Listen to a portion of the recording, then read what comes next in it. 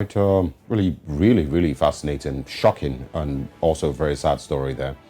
We'll, of course, bring you updates as time passes. Now, let's move away from South Africa to Uganda now. The parliament in Uganda has warned that schools found to be encouraging bullying of learners will be closed.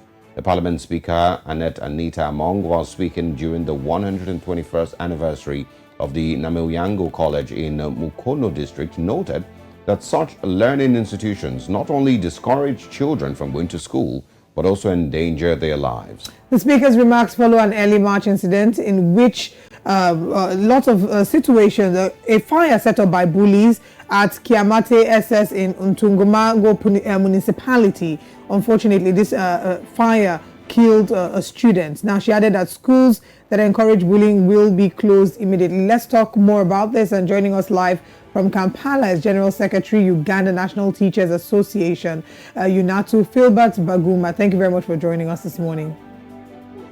You're welcome, madam. All right. I would like you to give us some insight into how much of a problem bullying is in schools in Uganda. For quite some time, we have not had cases of bullying and teasing in schools. It has just resurfaced. It used to be there, but that habit had ceased. Now when it resurfaced, we are hearing very nasty scenarios which resulted into the death of a student, which was unfortunate because this student was bullied. Then the student reported the culprits to the administration, and the boy who was leading the bullying was suspended. Then he mobilized the colleagues. They came back to the school, tied this student on the bed, set the dormitory ablaze. And that was a very unfortunate incident, because all others escaped, but this student could not move because he was tied and subsequently died in the dormitory.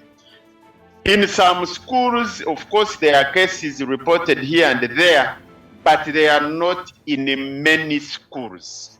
And therefore, the warning that is sounded is that no bullying, no teasing in Ugandan schools, and that should be taken seriously by the school managers to make sure that these incidents do not occur. Yeah, but how does the school system there ensure that they protect students, and what steps would you suggest should be taken to end bullying completely in Uganda, or at least reduce it to its barest minimum? Because that's a really sad story that you just shared. Yeah, first of all, a school has administration. Every dormitory has a warden. They have matrons, and we have got teachers who are assigned to dormitories as housemasters. We also have the head teacher and the deputies in the school, and therefore the system should be robust to the extent that majorly when new students are joining the schools, that is when they should intensify the monitoring to know exactly what is taking place in the school setup.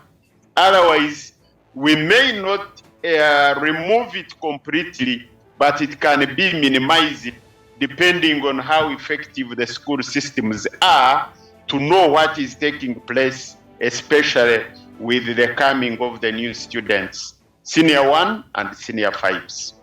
What is the punitive measure that is expected here, seeing that this is something that has unfortunately happened to a minor, and in some cases maybe a number of the students who may have committed or who may have been involved in the committing of this crime are minors? What is the punitive system there? What is the criminal justice system there for? Is there provision for courts for minors? Give us an insight into what is expected there. Of course, there are punitive measures which can be within the jurisdiction of the schools.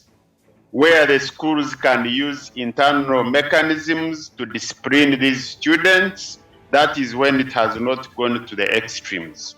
But when it goes to extremes, then you have to be aligned before courts of law so that the law takes its course. But majorly, those minor cases can be handled by the school system with their internal mechanisms of disciplining errant students within the school.